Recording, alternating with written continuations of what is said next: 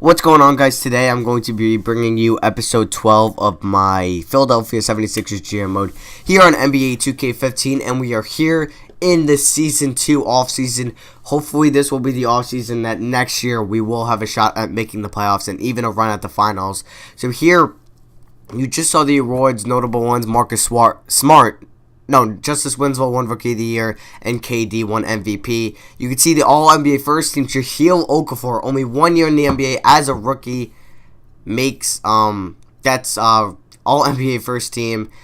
And then you can see All Defensive First Team, All Defensive Second Team, and our first award comes with All Rookie Second Team, where Stanley Johnson made it. And I thought Stanley Johnson might have deserved First Team, but that's really not besides the point. So we're just going to simulate the playoffs here, see who's going to win it all. And it's actually going to be the Charlotte Hornets are going to beat the Thunder in 5 games, which is pretty shocking. Since this is only Season 2, they were the 2nd seed and beat out the Cavs and the Bulls. You can see Kemba Walker with the MVP of the finals, averaging 20 games. And here's the retirees. Kevin Garnett is our only retiree, and he will retire. Same with like Hedo Turkoglu, Elton Brand, Steve Blake, Udonis Haslem, Chris Anderson, and Matt Bonner. Byron Scott is the only staff retirement. And then going into the Hall of Fame is Kevin Garnett, Ray Allen, and Steve Nash. So here in the draft lottery, we have projected the 8th pick, and the only chance we can get is if we slide into the top 4. But we're coming up to the 8th pick. We are going to win that pick. We had really a slim chance of getting in the top 4, but luck was not on our side. And you can see here the Celtics have the 3rd and the 2nd pick in this upcoming draft. And we are going to hire a head coach, as our head coaching Brett Brown's contract is up. I tried to get after Tom Thibodeau, but he was too much money. And look at those ratings: A-, A+, A-. And you can see I couldn't sign him for like the minimum. So I think I tried to go after Steve Kerr, and I do. He had B's all around, and we do land him on a contract. And here are the team player options: Nerlens Noel, Dante Exum, Joel Embiid, and Mason Plumlee. We're all going to be bringing back on team options. And then we are going to be offering qualifying offers to KJ McDaniels and Tony Roden. So here we are at the draft. We do have the 8th projected pick in this upcoming draft. And this, since it's the second year's draft, you're going to have guys like Ivan Reb and Miles Turner as the top 2 picks. And here is like what the owner wanted me, the coach wanted me to draft. You can see they want me to draft a point guard out of Kentucky, Andrew Underwood.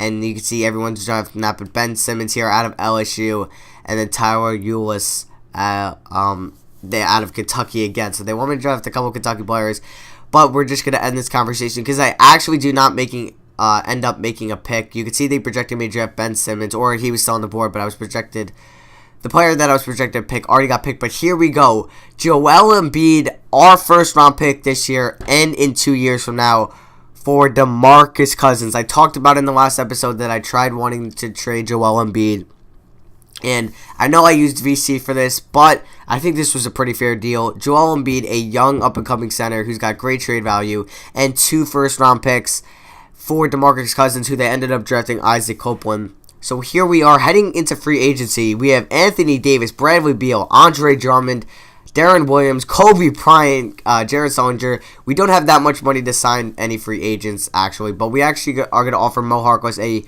pretty much kind of like a 6th man just to play small forward in the 2nd unit. But I think DeMarcus Cousins will be a huge center on our team. Now we have Klay Thompson, and at DeMarcus Cousins, there's our 2 number 1 options scoring-wise.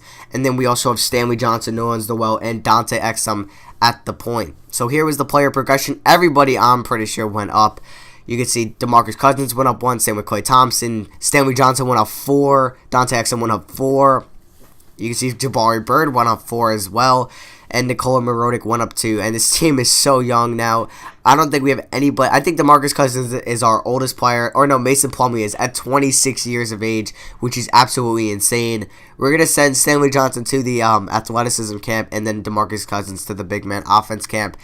And that's pretty much it. So here we go into the goal list for this next year, and I really hope this year that we can make it to the playoffs with Dante Exum at point, and then we got pretty much a young team all around. We don't have anybody above 26, which is insane, and I think DeMarcus Cousins and Klay Thompson could lead us into the playoffs, and then maybe we're going to have to make a trade at the trade deadline to if we're not doing as good, like if we're on the bubble as like an 8th, 7th, 9th seed, we might want to make a trade to get maybe a great 6-man, or if Noel isn't turning out to be the player he was going to be, we might have to look to trade him. But here's the minutes that I'm going with. You can see I put Dante Exum at the point guard, and then we have Mason Plumlee and Nikola Mirotic on that second unit, and then Jabari Bird as well, and Tony Roden and KJ McDaniels, and the game made me sign Jarrell Wallace because we didn't have enough players. But I got this press conference saying, would you ever consider trading DeMarcus Cousins? And I said, no way. We just traded a lot for him. But that is it for the video. I do end up simulating a couple games here. But I'm just going to end the video right here. Thank you all for watching. I hope you guys enjoyed this offseason. And I'll see you guys in the beginning of the 2016-17 season now.